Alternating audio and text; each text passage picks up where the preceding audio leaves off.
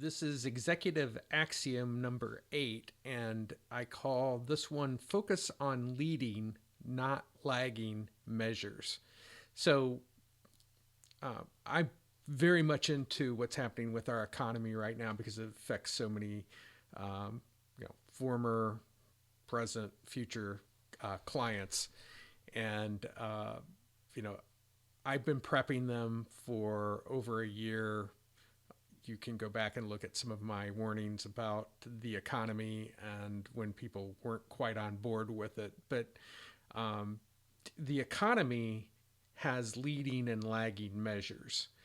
And those terms aren't used very often in the corporate world, but I think they're appropriate. So when we're talking about our economy, we're talking about leading measures like the Purchasing Managers Index, the housing starts are leading measures, building permits, durable goods, auto sales, retail sales, consumer sentiment. It's kind of fits in both categories actually.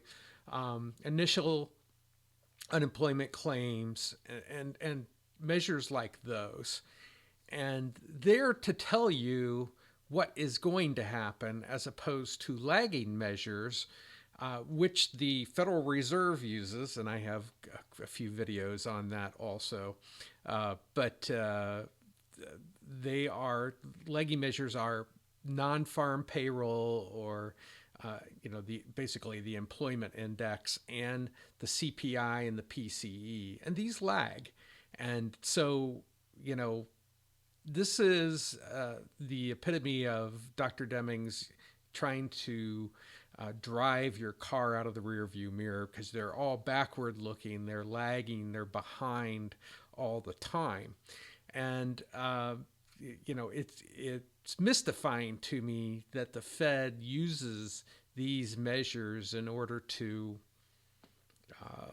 steer our economy, as opposed to looking at the leading measures. But you have the same thing with leading and lagging measures in companies, and they aren't often called that. I've been known to call lagging measures results measures, and they're typically what are used in organizations. You start with what your target is going to be for your revenue or reducing expenses, and there you go, you have your results measures. But those aren't the things that give you that are leading to the financial and what the result is. And I'm amazed over the years how little it's changed for most organizations, focusing so much on their income statements, especially with regards to the components of revenue and expenses, and so little time working on the leading measures. And people, executives, when I sit down with them, I'll say, well, what types of measures are you using?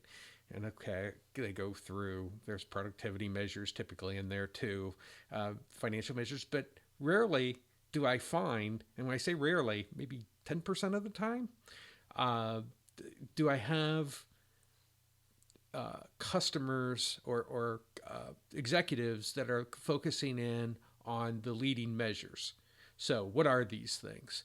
So there's obviously, your improvement efforts. So some type of continual improvement. Now, I really differentiate between process improvement and systemic improvement. They're big differences.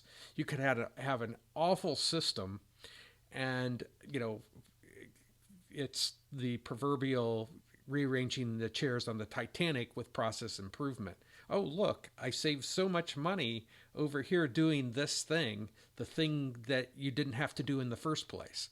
So I see a lot of that type of action with regards to process improvement. And it goes under that particular heading. And so there has to be the systemic improvements first before you start doing process improvements. In other words, you've got to have a good system to work in and for customers to interact with. And those are customer measures are those leading indicators that come before the process improvement? What measures are out there that matter to customers? And people always ask me, well, just give me what the customer measures are. Well, I have to go in, if you know my system, the 95 method is going in and listening to customers, because the only way I'm going to get customer measures is from customers, and by listening to what interactions that they have between you and your organization.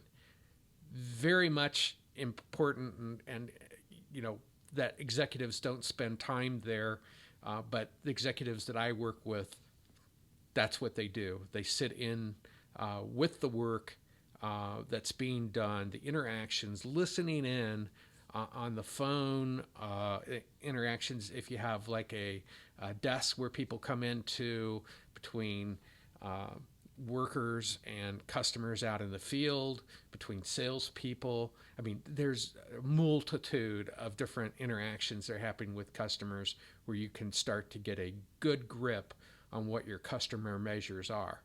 Now, I'm going to throw a little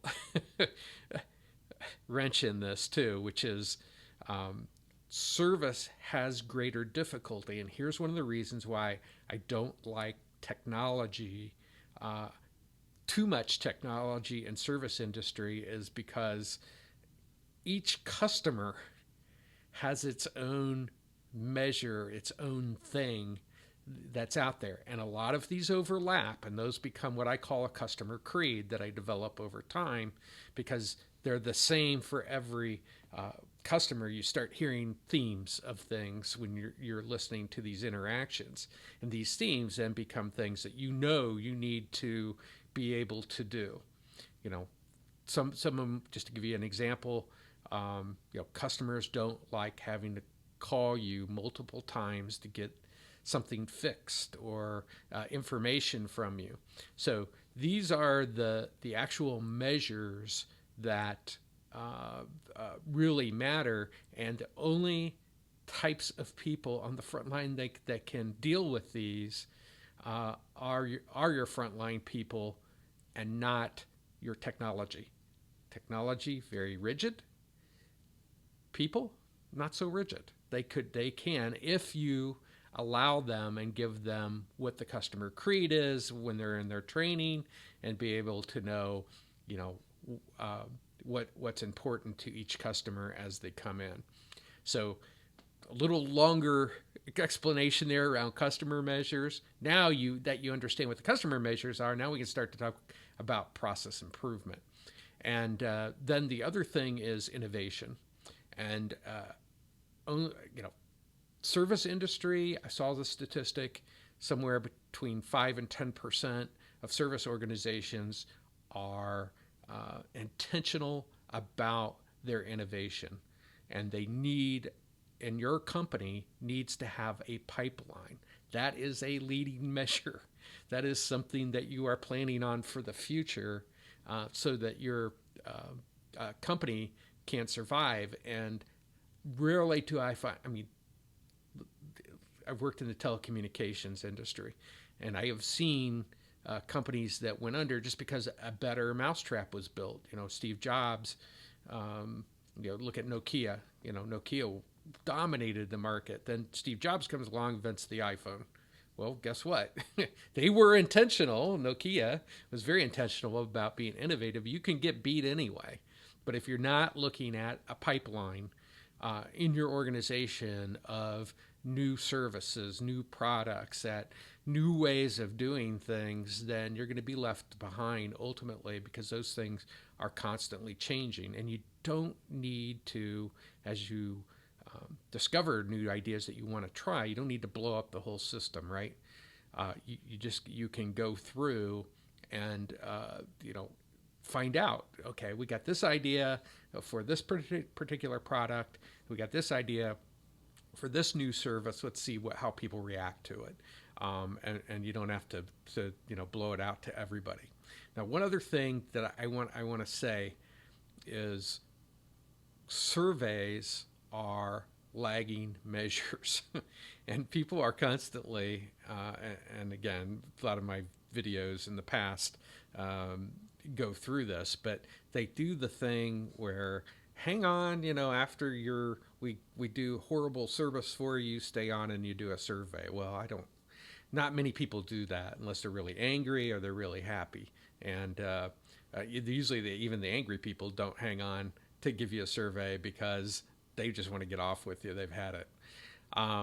So these, first of all, they're not statistically relevant.